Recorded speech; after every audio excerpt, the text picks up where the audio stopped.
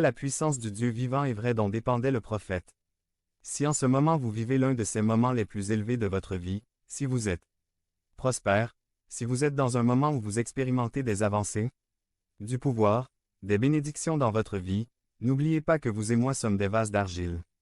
Nous n'en sommes pas là parce que nous sommes très sagaces, intelligents, travailleurs, mais nous y sommes parce que notre grand Seigneur de l'Alliance, miséricordieux, nous soutient. Nous appelant toujours de nos idoles vers sa vérité. Toujours avec sa grâce. 540. Nous tenant debout. À tout moment, nous dépendons de notre Seigneur Alliance. Dans nos moments les plus élevés, nous dépendons de notre Seigneur de l'Alliance. Après ce grand et mémorable événement, Élie se sépara d'Achab. 1. Roi 19. 1 à 3 nous raconte ce qui s'est passé ensuite. Achab a raconté à Jézabel tout ce qu'Élie avait fait et comment il avait tué tous les prophètes au fil de l'épée.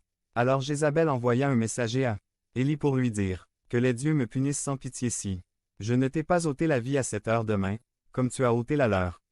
Elijah a eu peur et s'est enfui en lieu sûr. Comme c'est intéressant. Élie, celui qui avait affronté son ennemi acharné Achab, celui qui avait courageusement affronté et massacré 400 hommes, celui qui s'était opposé à la religion majoritaire de l'époque, celui qui a vu le feu tomber du ciel, a tremblé et s'est enfui devant le menace de Jézabel.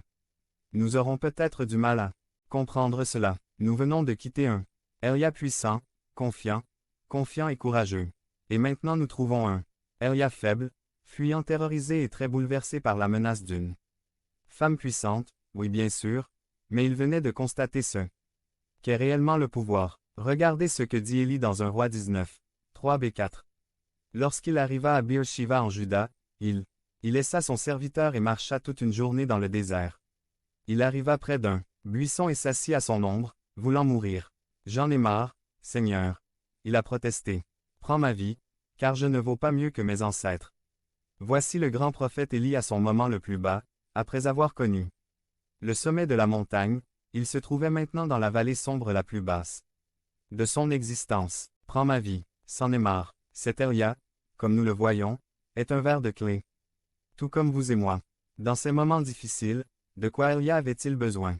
Qu'est-ce qui pouvait soutenir Élie? Savoir la même chose qui le retenait lorsqu'il était au sommet de la montagne, parce qu'il n'y a aucune différence. À tout moment, nous dépendons de notre grand Seigneur de l'Alliance. Dans nos moments les plus élevés, nous dépendons du Seigneur, mais aussi dans nos moments les plus bas, nous dépendons du grand Dieu de l'Alliance. Et c'est précisément ce qui s'est passé. Élie est emmené au mont Horeb, qui est le mont Sinaï lui-même, vous souvenez-vous, où Moïse a eu sa rencontre avec Dieu. Dans le buisson ardent, Élie et Moïse se sont rencontrés sur cette même montagne. Et là, sur le mont Horeb, Dieu confirme sa présence et sa protection à Élie.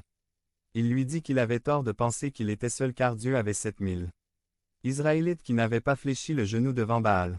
Et au fond, il lui dit que sa mission n'est pas terminée, qu'il devrait se lever et faire encore quelques courses qu'il avait pour lui. En fin de compte, Jézabel ne pouvait rien faire contre Élie, mais au contraire, elle et Achab ont reçu le juste jugement de Dieu sur leur vie. Nous sommes des vases d'argile, en tant que tels, nous dépendons à tout moment de notre alliance avec Dieu, dans nos moments les plus élevés et dans nos moments les plus bas. La réponse à nos vies est la même, notre grande alliance, Dieu. Et nous pouvons penser à tort que ces hommes comme Abraham, Moïse, Gédéon, Élie étaient différents de nous, qu'ils avaient une foi impeccable ou une confiance inébranlable, mais la Bible nous dit que ce n'était pas le cas.